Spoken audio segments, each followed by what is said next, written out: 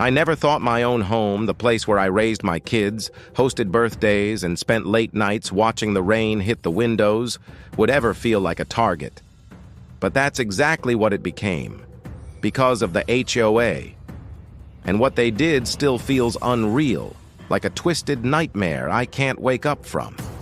They tried to sell my house, without even telling me. And what happened after shook the entire town. It started with small things, the kind of little notices you get and roll your eyes at. Trash cans visible from the street. Grass too long by 1 inch. Paint on the shutters looks faded. I used to laugh them off, pay the $25 fines here and there and move on. But lately the tone had changed. The letters were colder, the fines heavier, and the threats sharper. I figured it was just the new HOA president, Barbara. Everyone in the neighborhood called her the Queen Bee. She wore oversized sunglasses, carried herself like she was royalty, and acted as if every brick, every blade of grass in the subdivision belonged to her. One night, I came home late from work and found a bright red envelope taped to my front door. My stomach dropped when I saw the words in bold, "Final Notice." Inside, it claimed I owed $4,300 in unpaid fines and fees. $4,300. I nearly laughed because I knew there was no way. I had receipts for every payment I'd made, every fine I'd ever paid. But the letter ended with something terrifying. Failure to comply will result in lien and foreclosure proceedings. Foreclosure, over trash cans and chipped paint. At first, I thought it was a mistake. So the next morning, I marched into the HOA office with my receipts. Barbara sat behind her desk like a queen on a throne, sipping iced coffee and pretending to be too busy to look at me. When I laid out the proof, she smirked and said, "Mistakes happen. But the balance stands. Pay it or face the consequences." That was the first hook. The moment I realized this wasn't a mistake, it was a setup. I left shaking with rage, my hands clammy, my head pounding. I called my neighbor, Frank, who'd lived there 20 years. He sighed and said, "They pulled the same stunt on me 2 years ago. Tried to tack on thousands in fake fees. I paid, just to keep my house. Most people do. That's how they get you." But I wasn't most people. Weeks passed, and the threats grew worse.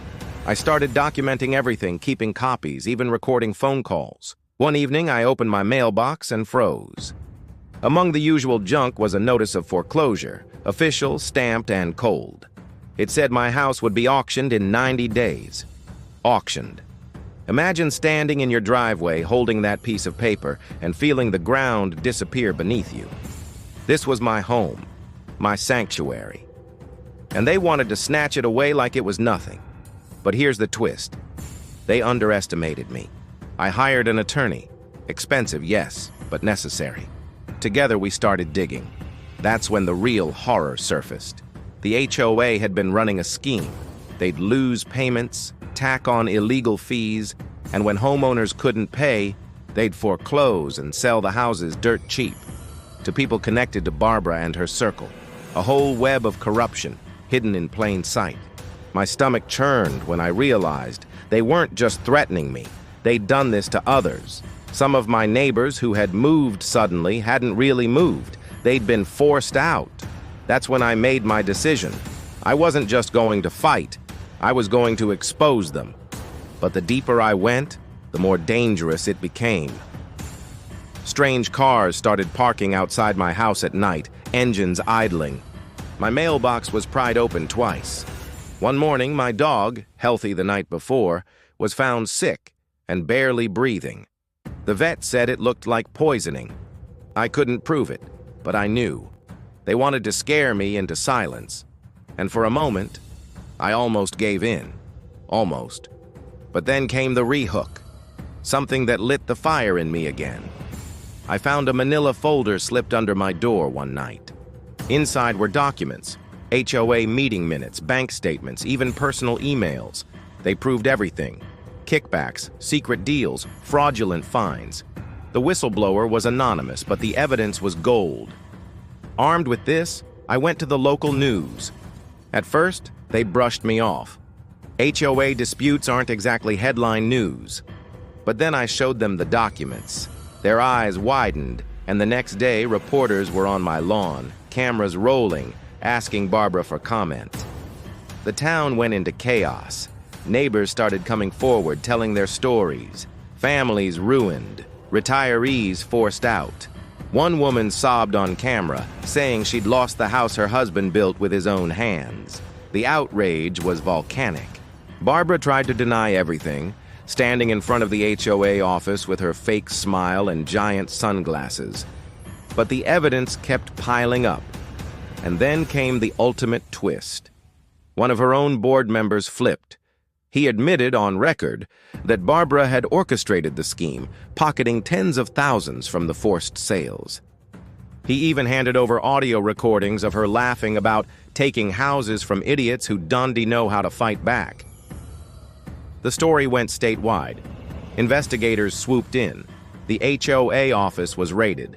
Barbara was arrested on charges of fraud, embezzlement, and racketeering. But here's where it gets personal. The day the auction for my house was supposed to happen, I showed up at the courthouse steps, not to beg for my home, but to watch as Barbara was led out in handcuffs.